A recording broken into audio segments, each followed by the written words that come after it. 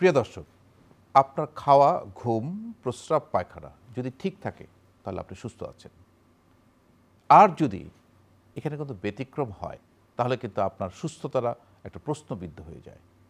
আজকে আমরা এই প্রস্রাবের যে থলি, ইউরিনারি ব্লাডার, সেটা টিউমার বা ক্যান্সার নিয়ে কথা বলবো। প্রিয় দর্শক, আপনাদের সবাইকে আমন্ত্রণ জানাচ্ছি আপনার সুস্বাস্থ্য অনুষ্ঠান দেখবার জন্য। আমাদের সাথে আছেন প্রফেসর ডক্টর জাহাঙ্গীর আলম। তিনি সাবেক অধ্যাপক, ইউরোলজি বিভাগ, ঢাকা মেডিকেল কলেজ ও হাসপাতাল। অধ্যাপক ডাক্তার মোহাম্মদ জাহাঙ্গীর আলম একজন ইউরোলজি বিশেষজ্ঞ। 1963 সালে 16 সেপ্টেম্বর বন্দরনগরীর নারায়ণগঞ্জে এক মুসলিম পরিবারে জন্মগ্রহণ করেন। নিশং সরকারি প্রাথমিক বিদ্যালয় কলাগাছিয়া দিয়ে প্রাথমিক শিক্ষা শুরু করে Hossainpur SP high school Sonargaon থেকে এসএসসি এবং সরকারি তোলারাম কলেজ নারায়ণগঞ্জ থেকে কৃতিত্বের সাথে এইচএসসি পাশ করেন। Sylhet MAG Osmani medical college থেকে এমবিবিএস, ইউকে থেকে এমআরসিএস এবং ডিএমসি থেকে এমএস ডিগ্রি অর্জন করেন। নেত্রকোনা মালিয়াজুড়িতে চাকরি জীবন শুরু করে পর্যায়ক্রমে বন্দর স্বাস্থ্য কমপ্লেক্স, নারায়ণগঞ্জ 250 শয্যা বিশিষ্ট সদর হাসপাতাল, Sheikh Saira Khatun medical college, Shaheed Suhrawardy medical college এবং বর্তমানে তিনি ঢাকা মেডিকেল কলেজ ও হাসপাতাল থেকে অবসর গ্রহণ করেছেন। আজীবন স্বাস্থ্যসেবায় সম্পৃক্ত থাকতে চান তিনি। প্রফেসর ডক্টর জাহাঙ্গীর, আপনাকে স্বাগত আমাদের স্টুডিওতে। ধন্যবাদ আপনাকে। আমরা কিন্তু অনেক ক্যান্সার পাই, ইদানিংকালে ক্যান্সার সংখ্যাও কিন্তু বেড়ে চলেছে। ইউরিনারি ব্লাডার ক্যান্সার, এটা আসলে প্রথমে আমরা জানবো যে ইউরিনারি ব্লাডার ক্যান্সারটা কী এবং এটা আসলে কেন বাড়ছে। আসলে প্রথমে টিউমার বলি আমরা। টিউমার যে কোনো শরীরের যে কোনো অঙ্গের অস্বাভাবিক বৃদ্ধিকে আমরা টিউমার বলি। এই টিউমারটা যেমন দুই ভাগে ভাগ করা হয়, বিনাইন টিউমার যেটা খুব বেশি ক্ষতিকর না, আর একটা ম্যালিগন্যান্ট টিউমার ডাক্তারের ভাষায় যেটাকে বলে, যেটা আপনি বললেন যে ক্যান্সার, ওই ম্যালিগন্যান্টই ক্যান্সার। এখন এই যুগে আপনার ক্যান্সারের বৃদ্ধির কারণটা যেমন অনেক আছে মডার্নাইজড বা সিভিলাইজড যুগে, আমি বলতে চাইছি সিভিলাইজড যুগে কারণগুলি যখন আমি উল্লেখ করতে যাব তখন এই জিনিসটা ক্লিয়ার হয়ে যাবে কেন এটা বেড়ে যাচ্ছে। তো ক্যান্সার আমরা তখনই বলবো যখন অস্বাভাবিক একটা বৃদ্ধি শরীরের যে কোনো অংশে হোক, এবং ম্যালিগন্যান্ট টাইপ অফ টিউমার যেটা, সেটা হলো গিয়ে ক্যান্সার। তো মূত্রথলিতে এরকম ক্যান্সার হয়, সেটা বিনাইন হয় যেটা স্বাভাবিক টিউমার, আর একটা ক্যান্সারও হয়। এই ক্যান্সারের মধ্যে আবার যেমন ভাগ করা হয়েছে, সেটা হলো যেমন আপনার যদি ইনার লাইনে হয় এবং আউটার লাইন মাসেলে হয় এবং আউটার লাইনে হয়। তো মোস্ট কমন যেটা সেটা হলো আপনার ইনার লাইনে যেটা হয়। 98% মূত্রথলির ক্যান্সার হলো ইনার লাইন। তার মধ্যে আবার 90% হলো যেটা ওই লাইনিং থেকে, সেটা ট্রানজিশনাল এপিথেলিয়াম। আর অন্য ধরনের মধ্যে আছে যেমন adenocarcinoma, squamous cell carcinoma. But most common এবং আমরা ব্লাডার টিউমার বলতে যেটা মিন করি ক্যান্সার আনটিল প্রুভ আদারওয়াইজ, এবং সেটা ট্রানজিশনাল কার্সিনোমা। ঝুঁকিতে আছে কারা, মানে কাদের এই ইউরিনারি ব্লাডার ক্যান্সারের সম্ভাবনা থাকে? মেডিকেল সায়েন্সের অনেক রোগের মতো এই ক্যান্সারের প্রকৃত কারণটা অজানা, বাট কিছু রিস্ক ফ্যাক্টর আছে যে ক্ষেত্রে এটা হওয়ার সম্ভাবনাটা বেশি বেড়ে যায়। আমরা যেমন অকুপেশনাল বলি, কিছু কিছু অকুপেশন আছে যে অকুপেশনের ওয়ার্কার যারা আছে তাদের এটা হওয়ার বেশি থাকে, চান্সটা বেশি থাকে। যেমন painter, auto worker, leather worker, rubber worker, textile worker, metal worker, hairdresser, এই গ্রুপটার এইগুলো হওয়ার চান্সটা বেশি থাকে যারা এই অকুপেশনের সাথে জড়িত আছে। কারণ এই লোকগুলো যখন একটা কেমিক্যাল এজেন্টের এক্সপোজার আসে দীর্ঘদিন যাবৎ, সেই কেমিক্যাল এজেন্টগুলো হলো কার্সিনোজেন। কার্সিনোজেনটা হলো যেটা আপনাকে ক্যান্সার হতে সহায়তা করে। এর মধ্যে মোস্ট ইম্পর্ট্যান্ট কার্সিনোজেন বা কেমিক্যাল এজেন্ট যেটা, সেটা হলো এনিলিন ডাই, 2 নেপথিলামাইন আলফা এবং বিটা, 4 ডায়ামাইনোফাইনাল। এই কার্সিনোজেনিক এজেন্টগুলো ওই কেমিক্যাল এজেন্টের মধ্যে থাকে, এবং এগুলির সংস্পর্শে যখন দীর্ঘদিন এই ওয়ার্কারগুলো কাজ করে তাদের এই ব্লাডার ক্যান্সার হওয়ার সম্ভাবনাটা বেশি যায়। 2 নম্বর কারণ হলো সিগারেট স্মোকিং। এই সিগারেট স্মোকিংটা বলা হয় একজন ধূমপায়ীর 4 গুণ ব্লাডার ক্যান্সার হওয়ার সম্ভাবনা বেশি একজন অধূমপায়ীর তুলনায়। এই সিগারেট স্মোকিংয়ের মধ্যে আপনি জানেন যে অনেক কেমিক্যাল এজেন্ট থাকে, তার মধ্যে কিছু কার্সিনোজেনিক এজেন্ট আছে, এর মধ্যে হলো নাইট্রাস অ্যামাইন। আচ্ছা, এর আগে আমরা যেটা উল্লেখ করেছিলাম 2 আলফা নেপথ্যালামাইন এবং 4 অ্যামিনো ডাইফেনাল, এই জিনিসগুলো স্মোকিংয়ের মধ্যে, সিগারেট স্মোকিং যারা করে তাদের মধ্যে আছে। নেক্সট হলো যেটা আপনার অ্যানালজেসিক অ্যাবিউজার, অর্থাৎ বেদনানাশক ওষুধ, কথায় কথায় বেদনানাশক ওষুধ খায়, ডাক্তারের প্রেসক্রিপশন ছাড়াই নিজে ইচ্ছে করে খাচ্ছে। এর মধ্যে মোস্ট ইম্পর্টেন্ট হলো যেটা ফেনাসাইটিন। এই ফেনাসাইটিনটা ইকুয়ালাইজ করে যে কেমিক্যাল যে এজেন্টটা থাকে, সে এনিলিন ডায়ের কথা উল্লেখ করেছিলাম আমি, ওর সাথে এটা ম্যাচিং করে। তারপর হলো আপনার ক্রনিক সিস্টাইটিস এবং ইউরিনারি ব্লাডারের কিছু ইনফেকশন। সিস্টাইটিসটা তো মূত্রথলির ইনফেকশনকে সিস্টাইটিস বলে, আপনি জানেন এবং দর্শকরা জানে যে এটা একটা কমন রোগ এবং মহিলাদের বেশি হয়, যেটা ইউরিনারি ট্র্যাক্ট ইনফেকশন, মানে প্রস্রাব ইনফেকশন থেকে যখন মূত্রথলিকে ইনভলভমেন্ট করে সেটাকে বলে সিস্টাইটিস।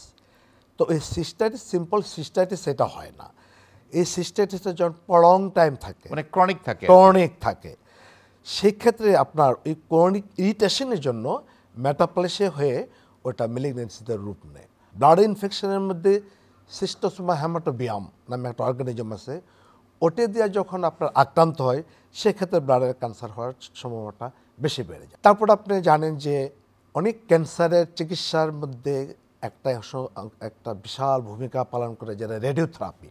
মানুষের শরীরে যে পেলভিস আছে, পুরুষ মহিলা সবারই পেলভিক অর্গান থাকে, সামনে থাকে মূত্রথলি, পেছনে থাকে রেকটাম বা পায়ুপথ, এবং মহিলাদের এই দুটার মাঝখানে থাকে ইউটেরাস বা জরায়ু এবং uterine tube.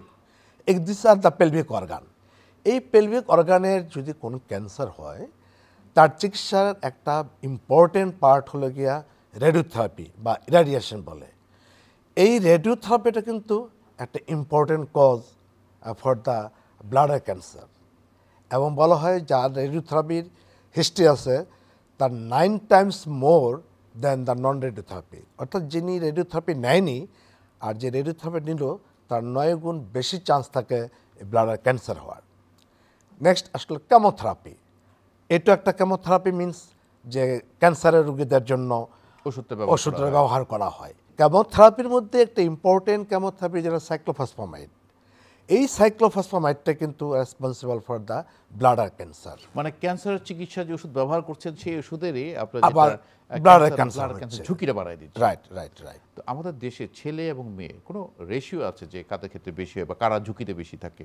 Male female ratio যেটা 2.7:1, মেল এবং ফিমেল, দ্যাট ইজ মেলদের হওয়ার সম্ভাবনাটা বেশি থাকে। মেলদের মানে 2.7 আর মেয়েদের থাকে 1। কি সিমটম থাকলে আমরা একটু ধারণা করতে পারি যে তার ইউরিনারি ব্লাডারের টিউমার আছে? ফার্স্ট সিমটম বলেন অথবা কমন সিমটম বলেন, যেটা ডাক্তারি পরিভাষায় বলা হয় painless, progressive, episodic, total or intermittent haematuria. মানে কতটা হলো যেটা প্রসবের সাথে রক্ত যাবে, এই রক্তটা ব্যথামুক্ত, এবং এই রক্ত যাওয়াটা আবার নিজে নিজে বন্ধ হয়ে যায়, আবার হয়তো 5 মাস 6 মাস বা 7 মাস বা 1 বছর পর ফির আবার হতে পারে। This is call episodic. তো এই জায়গাটায় সমস্যা দাঁড়াচ্ছে, রোগীরা এভাবে সচেতন হয় না, যেহেতু ব্যথা নেই আবার নিজে নিজে ভালো হয়ে যাচ্ছে, রোগীরা নিজে থেকে একটা ব্যাখ্যা দাঁড় করায় হয়তো পানি কম খেয়েছিলাম সেই জন্য প্রস্রাবটা লাল হয়েছে, এবং যেহেতু পানি খেয়েছি আবার ভালো হয়ে গেছে। ফ্যাট যখন আবার 6 মাস 7 মাস 1 বছর হলো, আবার যখন হলো তখনও কিন্তু সেই ডাক্তার কাছে যায় না।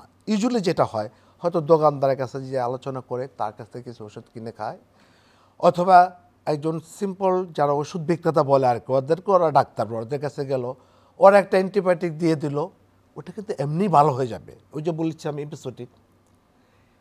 এত ক্ষতিকর যেটা হচ্ছে টাইমটা বেড়ে যাচ্ছে, এই টাইমটা বেড়ে যাওয়াতে টিউমারটা সাইজটা বেড়ে যাচ্ছে, যেটা আপনি বলছিলেন আর্লি ডায়াগনোসিস, এই ডায়াগনোসিসটা ডিলে হচ্ছে, এবং এতে করে রোগী কিন্তু একটা বিশাল বিপদের সম্মুখীন হয়ে যাচ্ছে, কিউরেটেবল ডিজিজগুলো ইনকিউরেবল হয়ে যাচ্ছে। সো এই যে পেনলেস হেমোচুরিয়া, গ্রস হেমোচুরিয়া, এটা একটা ফার্স্ট এবং most common symptoms of the bladder tumour. Next যদি আমরা বলতে চাই নেক্সট কমন যেটা, সেটা হলো ব্লাডার ইরিটেবিলিটি। অর্থাৎ এখানে যেটা থাকে সেটা হলো আপনার যে প্রস্রাবের ঘন ঘন প্রস্রাব হবে, প্রস্রাবের যখন ব্যাক পাবে, আর্চ পাবে, অনেক সময় যেমন ধরে রাখতে হয়, ধরে রাখার কথা আমরা এখন প্রস্রাব আটকে রাখতে মানা করি, নিষেধ করি যে কোনো রোগের ক্ষেত্রেই। তারপরে কোনো সময় ধরে রাখতে হয় বা ধরে রাখতে পারে, কিন্তু এই ক্ষেত্রে ধরে রাখতে ডিফিকাল্ট হয়, অর্থাৎ আর্জেন্সি ডেভেলপ করে। আর এটা হলো ডিজুরিয়া যেটাকে বলা হয়, অর্থাৎ প্রস্রাব করার সময় ব্যথা হয়।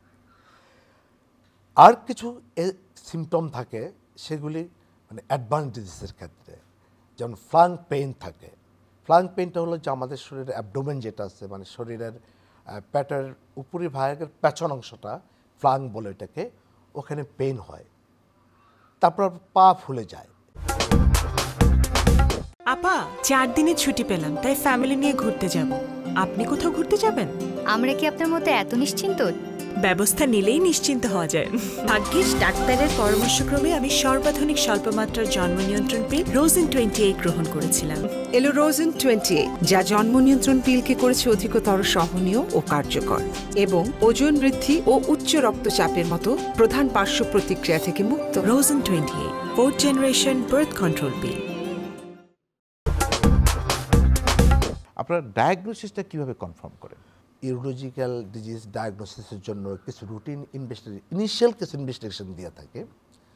প্রস্রাবের রুটিন টেস্ট, কালচার সেন্সিটিভিটি, একটা আলট্রাসোনোগ্রাম কিডনির ওটা ব্লাডার রিজিয়ন, আর সিরাম ক্রিয়েটিনিন কিডনি ফাংশনটা দেখার জন্য। যে ইউরিনের যে রুটিন টেস্ট দিলাম, সেখানে রুটিন টেস্টের মধ্যে আপনার লোহিত কণিকা বা আরবিসি যে ওটার উপস্থিতি পাওয়া যায়। আর যদি এর সাথে অ্যাসোসিয়েটেড ইনফেকশন থাকে তাহলে পাস সেল পাবো। নেক্সট হলো যেটা আলট্রাসোনোগ্রাম। আমি এখন বলি আলট্রাসোনোটা তো মোটামুটি উপজেলা লেভেল পর্যন্ত পাওয়া যায়।